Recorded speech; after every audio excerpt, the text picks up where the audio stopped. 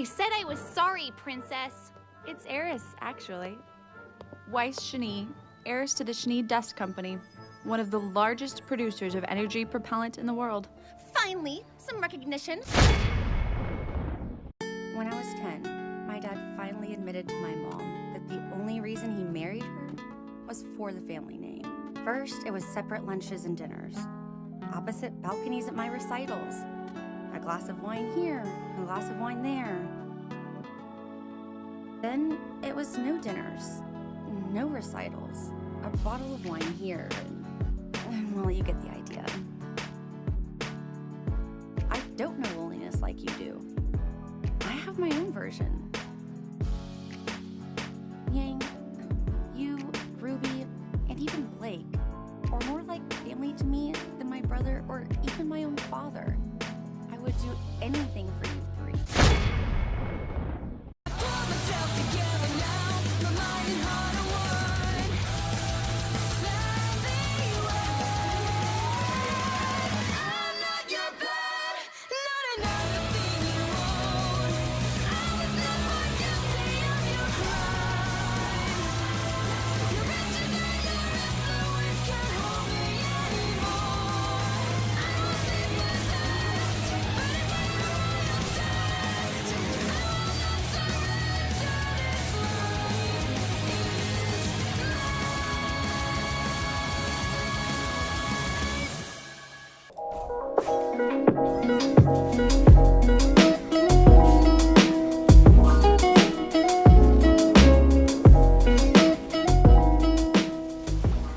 What's going on, guys? It is time for the Ice Woman herself.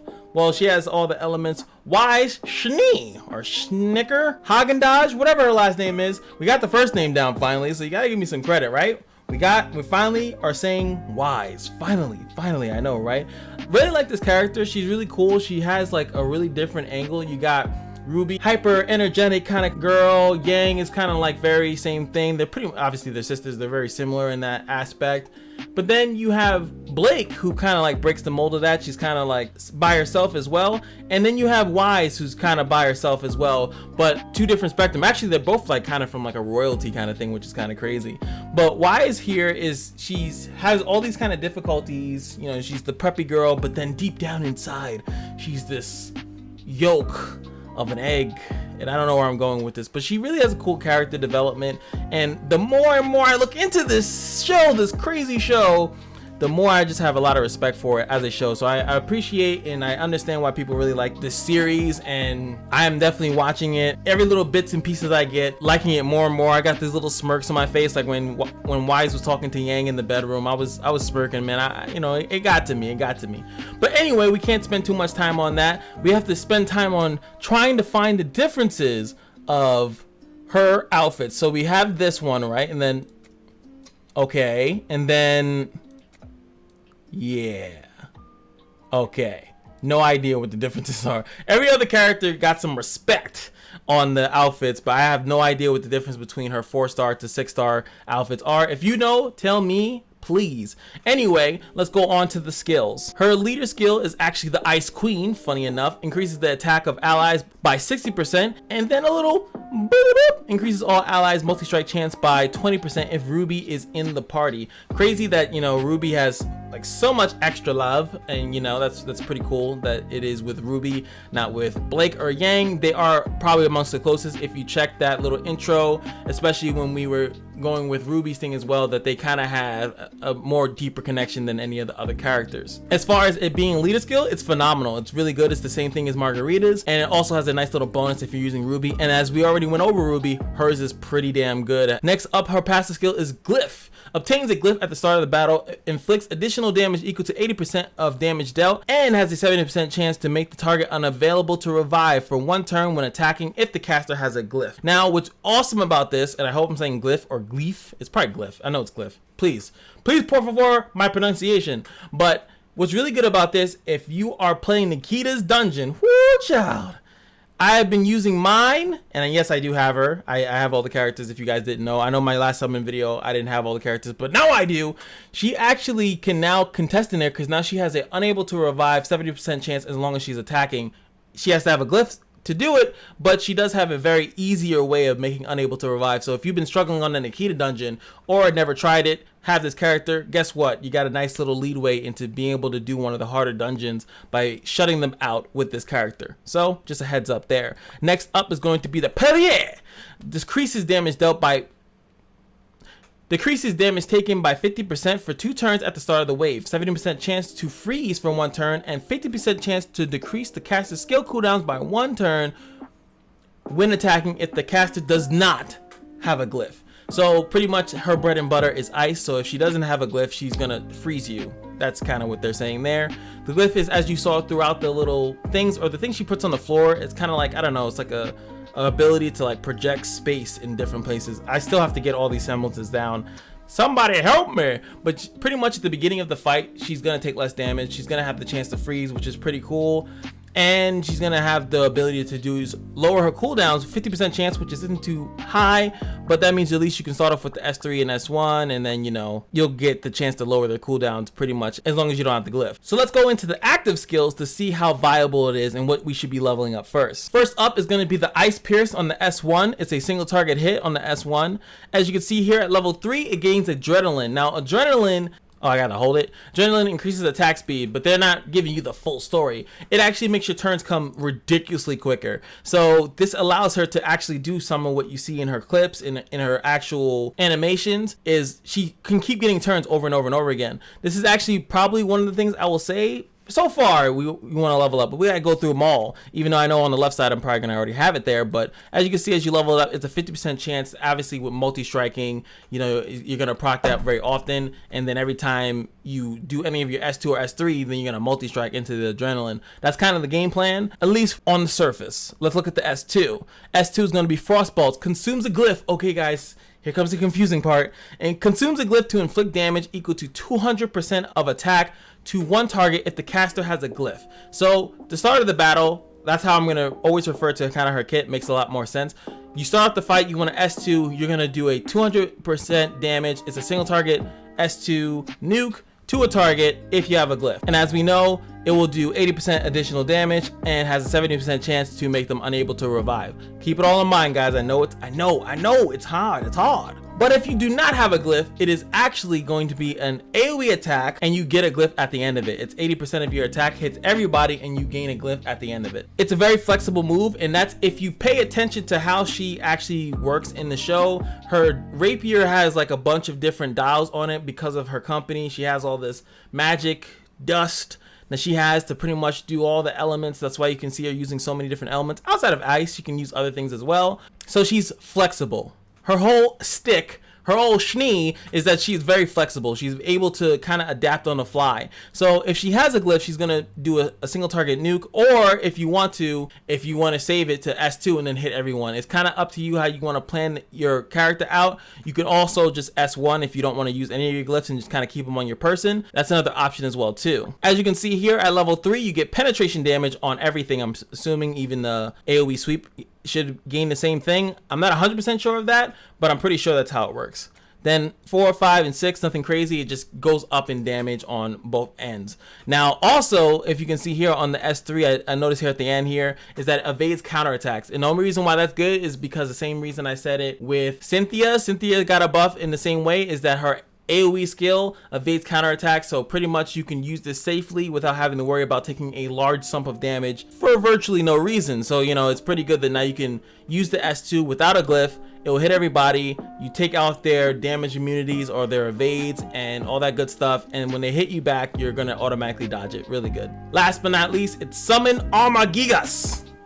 Inflicts damage equal to 300% of attack to 1 target if the caster has a glyph. Inflicts damage equal to 120 of attack to 3 enemies if the caster does not have a glyph. So if you have a glyph, it is a single target nuke. If you don't, it hits 3 targets, which I always hate those because you can't direct who those 3 targets are, but you know, whatever. So boom, boom. At level 3, it actually goes up to 4 enemies. Boom, boom, boom. At level 6, it becomes an ignore defense that does 480 ignore defense if you have a glyph. As we already know, back to the first passive, it is going to do a lot more damage, and it's going to have a 70% chance to make them unable to revive. Keep that in mind. And if you don't have a glyph, then not too bad. Then at least at this point, it's going to hit everybody, 192% of your attack, and it's going to hit everyone, do decent amount of damage. You don't have that free no evade counterattack thing, so that kind of sucks. It does not consume a glyph as it says, but at the same time, if you S2 afterwards, consume the glyph, and then you can S3 if you want to have the AoE hit. But this is only if this is at level 6, so you gotta really be very meticulous. That's why she's one of the ones I wanted to do last. She requires a lot of planning, and you can't just kind of like pick up and play her like kind of like the other characters are. You kind of have to be very aware of your glyphs, what gets you the glyphs, when you want to use it, what consumes a glyph. Her S2 consumes it, her S2 gives it back to you if you don't have it. The S3 relies on it and has 2 different forms. When do you want to make something unable to revive and do more damage?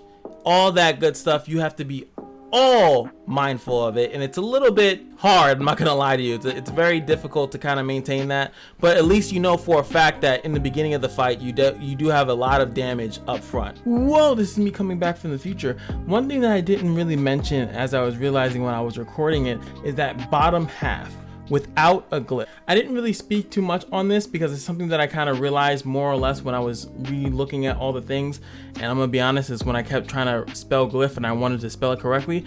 The Purrier passive, I didn't speak too much on this, but after you S2, all your attacks will then have a freezing capability, and every attack that you do decreases the caster's skill cooldowns by 1 turn. So 50% chance to do that, 70% chance to freeze, and after you use the S2, all of your attacks are going to be able to do that. That includes multi-striking, and that includes obviously counterattacking as well. So I didn't really mention it too much, but this is actually another side of her, which makes her even more complex than I already had said as I'm making the guide, so it makes her even crazier, a little bit harder to use. So bam, this actually gives her even more versatility than a lot of other units in the game. Alright, so here's mine. Finally guys, I did get her like I said. Let's look at her base stats. Now, she is not 60, so her attack, HP, and defense are going to be relatively lower. But of course, on the left side, I'm always going to have the proper finish of the base stats of an SSR attacker. But what we're here to look at is this attack speed. And as we can see, she is 599. She is fast. She is somewhat faster than RWBY, which is kind of weird, but you know, she does kind of have the glyphs to kind of like make her move, you know, I guess, whatever. But she's meant to be fast because obviously you have to make a choice in the beginning whether or not you want to S2 or S3. You have to make that choice pretty early, I have to say. So depending on the situation, it's good that she is fast, so then you can make the choice to boom, knock someone off, hit them with the S3 nuke, make them unable to revive, or do you want to blow the S2 really quickly because you want to have access to the S3 and hitting multiple people? So let's go on to the runes, shall we? Now when it comes down to the runes, I'm gonna have to suggest a lot of different things based on how her glyph and non-glyph works. First, let's start off with something super cheeky. Because you do have the option to nuke very strongly in the beginning of the fight, concentration is not that bad in arena, obviously, if you want to take out a target really quick. But again, that's more cheeky. That's like super specific situation kind of stuff. Agility. Now agility is going to be really good. This would actually be a really good rune on her actually. But agility is good obviously because of the attack speed aspect of it. She does have really good base attack speed, but at the same time, you know, giving her more of a boost over other characters. So even those characters like RWBY and Eamon that have those things that give them a chance to go first, at least you'll go after them. You want to make sure that you're going first to get that S3 nuke. I would suggest multi-strike. I do like it because of how the without glyph kind of works. It allows you to S3 and S1 and it has a chance to freeze, and it also gives you that opportunity to reset your cooldown so you can then S3 more often. That's kind of if you want to run her as a kind of control S character. You S2 in the beginning of the fight, then you S3, and then every time you S1 and S3, you reduce your cooldowns and you keep freezing. It's kind of like a CC kind of thing. It depends on how you want to play them. But then you S2 again to make sure you get back on the glyph, and then you nuke them down. Kind of some interesting play here with the multi-strike capability.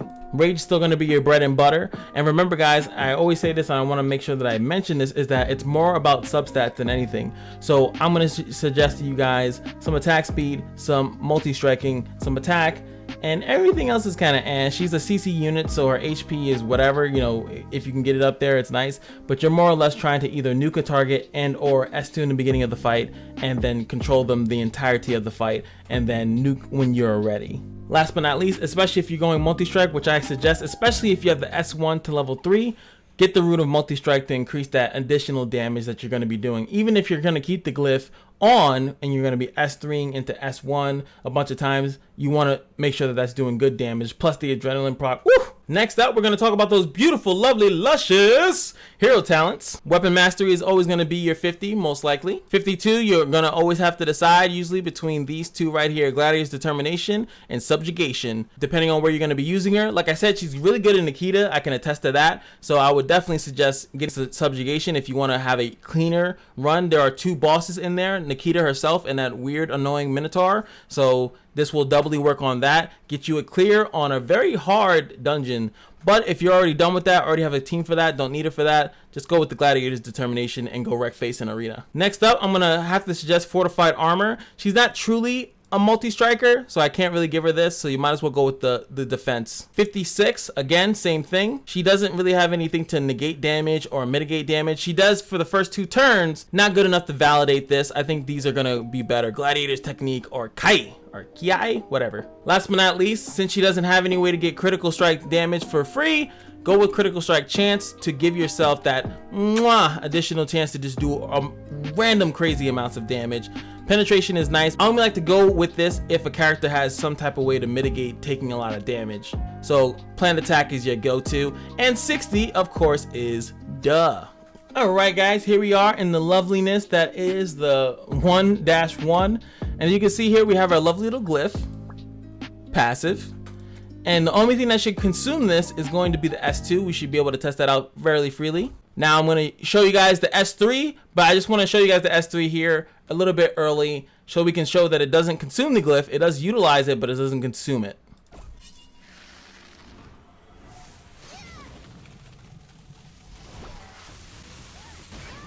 Boom, there we go. It actually made them unable to revive, and we still have our glyph. The only thing that's going to take your glyph is the Frostbolt skill. That's the only time you're going to use that, and you're going to lose out on the glyph. So let's look at that.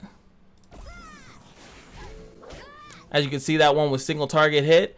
Now, when we use our S2 and our S3 again, they're going to do something different. So now I'm going to go into a different fight, and then we're going to see the difference. All right, so now I'm going to use the S2 early so that we can see the S3 and see the difference of it hitting 3 targets. All right, here we go. So now, as you can see, I don't have a glyph here. Now we're going to S3. Now instead, remember it was a single target hit before. Now it should hit these 3 targets, and it won't have the extra damage or the ability to unable to revive, but it should hit 3 targets if you wanted to do that. Same animation, which kind of sucks. It would have been nice if it was slightly different, but as you can see, it hit 3 targets, didn't do too much damage, but that is the difference there. All right, guys, this should be the last thing that I want to show you. Is going to be the S2 that hits the 3 targets, so it's a little bit different animation. And I hope you guys enjoyed yourself. I hope you guys had a great time. Hope you guys stay for the reveal, which is the most obvious thing because there's only one more character left. But I hope we introed them or gave them, you know, the nice little Marvel ending intro proper. She's gonna be a lot of fun. Obviously, we're talking about Cinder. And, you know, this is not a surprise. But thank you guys so much for supporting all these videos. I really do appreciate it from the bottom of my heart. I got some updates and big news for myself coming up pretty soon. I hope you guys look forward to that as well. And remember, every day at the Kashino is your lucky day, and I will see you guys in the next video. Peace.